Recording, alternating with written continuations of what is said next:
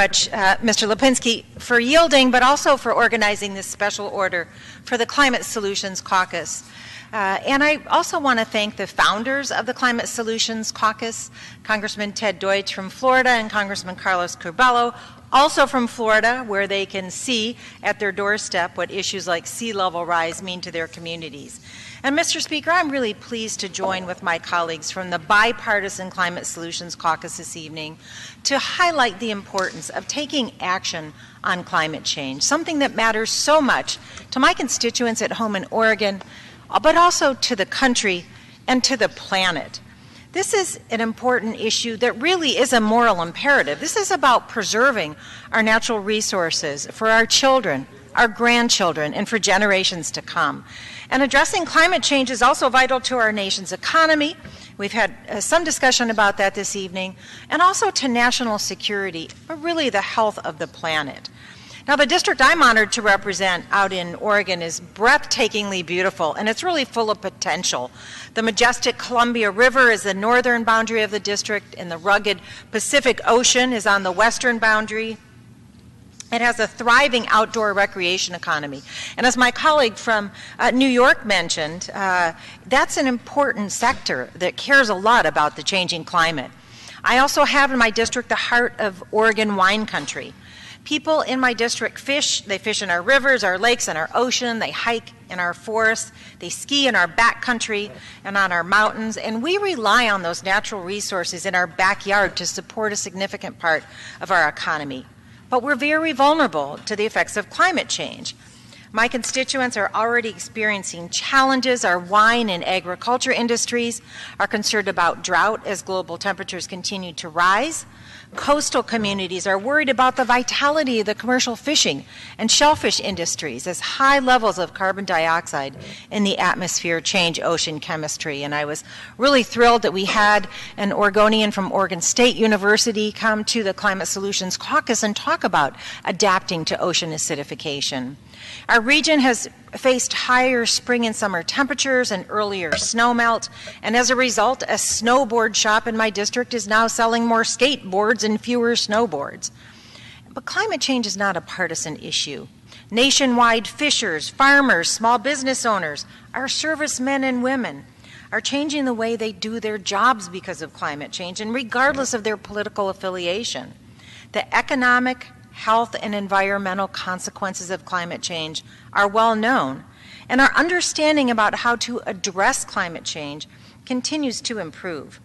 People in the United States and around the world are facing threats from rising sea levels, from ocean acidification, from more frequent and severe weather events, from record droughts and flooding, and rising global temperatures.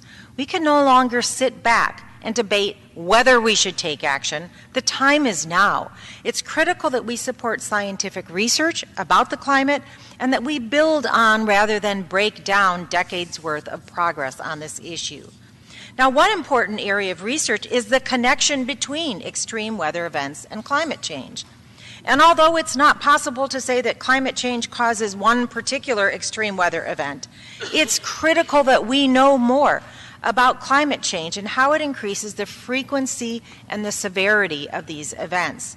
Learning more about this correlation can help families, communities, and businesses make informed choices and adopt climate strategies. Now, this year has been a poignant example after example. With so many devastating extreme weather events, we need to do everything we can to make sure our communities are prepared to keep families safe. Since the mid-1980s, we've had wildfires in the western United States, but they've been increasing. Well, we've had them for a long time, but since the mid-80s, they've been increasing in frequency and in duration, threatening lives, threatening public health and property. It's been unusually hot and very dry in the Northwest. Fires and severe smoke create dangerous conditions for all populations. In Portland, Oregon, on Labor Day, the sky was gray, full of smoke from wildfire. This is especially problematic for pregnant women, for seniors, for children, for anyone with chronic health conditions like asthma. Residents in communities miles away from the wildfires saw ash falling on their homes, their cars, and throughout their neighborhoods. This year's hurricanes have devastated communities, of course, across Texas, across the Southeast, and in the U.S. islands. About 70% of our fellow citizens in Puerto Rico are still without power. 70%. These storms are increasing in frequency and severity, and lives are being lost every year. Colleagues, it's so important that we take action, and that's why I'm so pleased to be here today to help highlight the importance of this issue. And as Representative Lipinski noted, and others have, Mr. McNerney and others, we can take action to address climate change and grow the economy. It's not an excuse to say this will be bad for the economy, because we can grow those renewable energy industries. There's so much potential in wind power, wave energy, solar energy.